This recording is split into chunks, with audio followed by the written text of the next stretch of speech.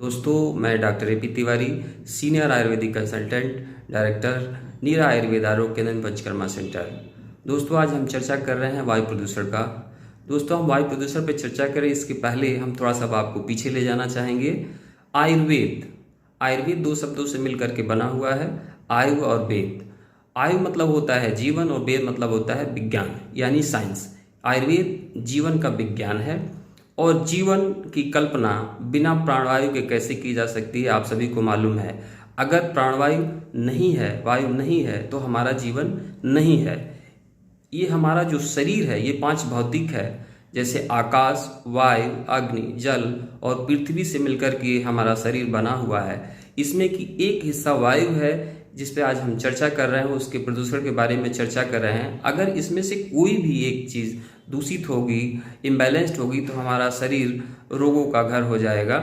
तो दोस्तों, जो ये वायु प्रदूषण है, ये वायु प्रदूषण, इसमें के जो सूक्ष्म विषैले तत्व हैं हमारे शरीर के अंदर ब्लड के माध्यम से पूरे शरीर में संचरण करता है। इसलिए ये कहना कि ये सिर्फ श्वसन तंत्र या रेस्पिरेटरी सिस्टम को डिस्टर्ब कर रहा है, ये उचित नहीं है, बल्कि ये पूरे शरीर को, हमारे शरीर, मन, मस्तिष्क को प्रभावित करता है और डिजीज काज करता है।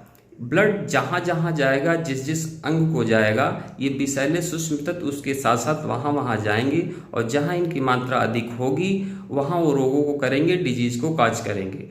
ये अगर लंग्स में जाता है तो लंग्स से रिलेटेड डिजीज को करेगा, जैसे अस्थमा है, ब्रोंकियल अस्थमा है, सीओपीडी है, निमोनिया है, ब्रोंकाइटिस है। इस तरह की बीमारियां हैं जो कॉमन बीमारियां हैं, वो वायु प्रदूषण की वजह से हो रही हैं। अगर ये हार्ट में गया तो हार्ट से रिलेटेड कार्डियक डिजीज को करेगा, ब्लड प्रेशर करेगा। ब्रेन में गया तो ब्रेन से रिलेटेड डिजीज को करेगा, जैसे स्ट्रोक को करेगा। स्किन को प्रभावित करता है तो स्किन रोग जैसे चर्म रोगों को करेगा, स्किन एलर्जी करेगा, स्किन के कैंसर को करेगा। ये यहाँ तक तो बात समझ में आ रही है, लेकिन जो बच्चा भी हमारे बाहर इस वायुमंडल में नहीं आया, गर्भ में पल रहा है, उसको भी ये बहुत हद तक प्रभावित करता है और उसको बीमारियों से ग्रसित करता है। इंट्रायूट्राइन ग्रोथ रिटार्डेशन इसका एक उदाहरण है, जिसमें बच्चा डेवलप नहीं हो पाता है। दोस्तों, बहुत सारी बातें आज नहीं की जा सकती है, लेकिन एक छोटा छोटा अगर हम प्रयास करें तो इस वायु प्रदूषण जैसी समस्या से हम निजात पा सकते हैं। बाहर के बहुत सारे कार्यों को अगर हम नहीं कर पाएँ तो अपने घर से शुरुआत जरूर कर सकते हैं, ताकि हमारा समाज, शहर, हमारा देश स्वच्छ एवं सुंदर बन सके।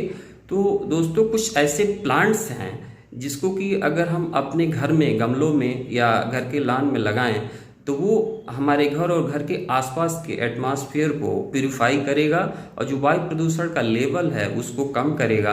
दोस्तों, तो कुछ प्लांट्स मैं आपको बता दूं, जैसे तुलसी है। तुलसी का आयुर्वेदिक औषधि गुण आप सभी को मालूम है। सामान्यतः हर घरों में सर्दी, जुकाम, खांसी में इसका हम प्रयोग करते हैं। ये बहुत ही अच्छा एयर प्यूरिफायर है। इसको आप गमले में लगा सकते हैं या बाहर अपने लॉन में भी लगा सकते हैं। बहुत ही सामान्य सी चीज़ है, इसके लिए बहुत हेक्टिक ऐसा टफ कार्य करने की ज़रूरत नहीं है। आप सामान्यतः सबके घरों में पाया जाता है, लेकिन बस इसको व्यवस्थित करने की ज़रूरत है। दूसरा प्लांट है एलोवेरा का प्लांट। सब लोग जानते हैं इसका स्किन सेगमेंट में कोई भी ब्यूटी प्रोडक्ट है उसमें इसका खूब इस्तेमाल होता है। ये भी बहुत ही अच्छा नेचुरल एयर प्यूरिफायर है, इसको आप घर में लगा सकते हैं। तीसरा है रबर प्लांट। सब लोग देखते हैं, सबके घरों में अधिकतर होता है। इसको लगाइए, इससे एयर प्यूरिफाई होगा। और चौथा ट्री मैं बताऊं, पाम ट्री, जैसे एरेका पाम, बोतल पाम इत्यादि पाम ग्रुप के जो भी ट्री हैं वो अधिकतम एयर प्यूरिफायर होते हैं।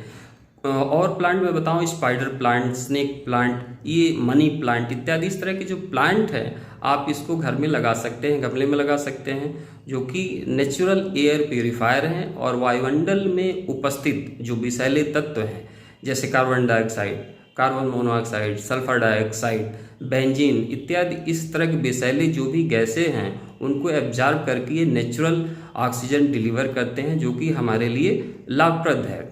आप चाहें तो अपने बेडरूम में रात में एलोवेरा और स्नेक प्लांट को भी लगा सकते हैं, क्योंकि ये कंप्लीट ऑक्सीजन रात में डिलीवर करता है।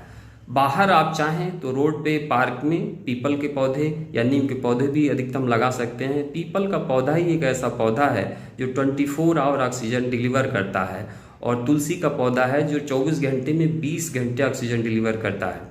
दोस्तों, अगर हम छोटा छोटा प्रयास करते हैं तो अगर हम करते हैं तो हमारे समाज से जुड़े हुए बाकी लोग करेंगे तो पूरा इस समाज व्यवस्थित होगा, सुंदर होगा, स्वस्थ होगा, प्रसन्न रहेंगे सभी लोग।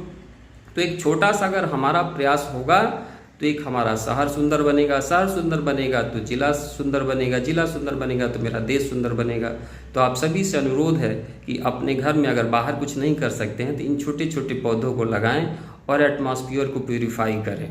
दोस्तों, अगर पौधा है तो ऑक्सीजन है और ऑक्सीजन है तभी जीवन है, इसलिए पौधा लगाएं, ऑक्सीजन बढ़ाएं और निरोगी जीवन काया पाएं। धन्यवाद, नमस्कार।